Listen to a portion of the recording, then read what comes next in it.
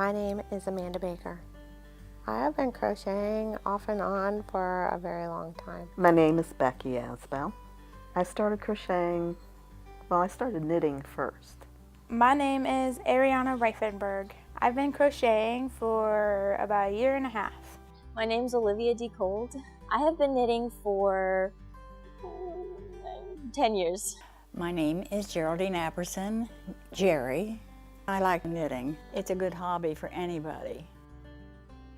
I think it's a good hobby for someone to do if they are home a lot, or if they get sick a lot, or if they just need some time to kind of de-stress. I usually have time to crochet in the evening after I get off work or on my days off. This keeps me awake in the evening while I'm watching TV, for the most part. I have been known to go to sleep with knitting needles in my hand. It keeps my hands busy. I prefer knitting because it just feels more natural to me.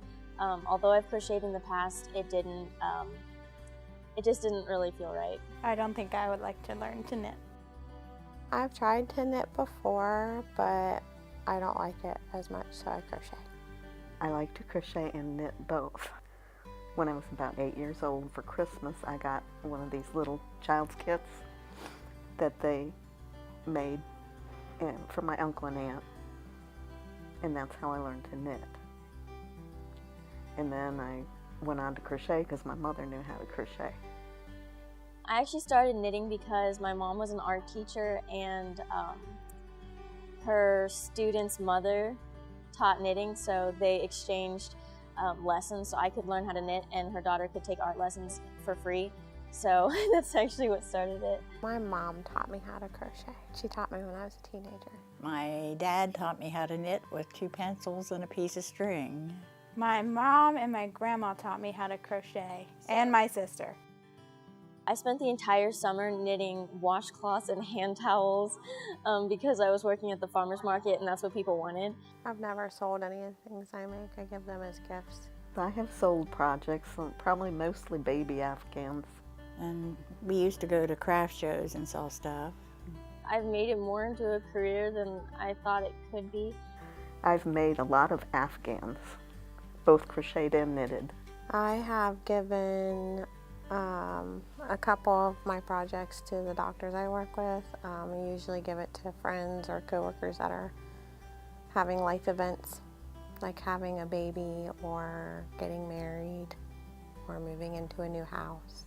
I get homemade crochet gifts a lot, especially from my grandma and my sister. I think I do treasure those a little more, those homemade gifts, because you can pass them down and you have them to remember that person by, and you just know they put a lot of emotion and time into it. I've gotten crocheted gifts as gifts from like my mom and her friends and my aunt and my daughter.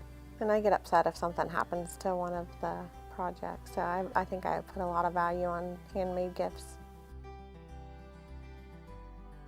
I will definitely hand down homemade gifts to my daughters and my grandson because some of the gifts I have are from people that have passed away, so it's a way to remember them.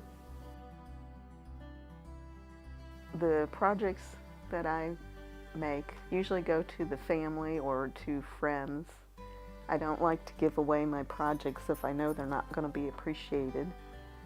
And I know my family members know what go into it so that they do appreciate it. But otherwise, they're wedding gifts and baby shower gifts.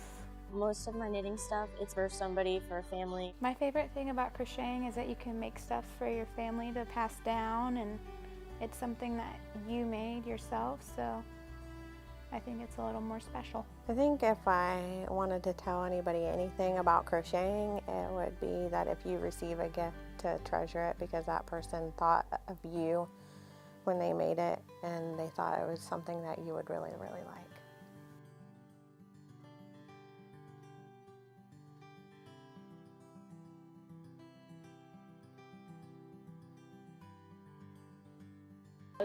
Don't let knitting die. No, because she's dancing. She gotta go. Yeah, I can be the crazy cat lady that crochets. Many hours we've spent like this, huh? Yes, we have.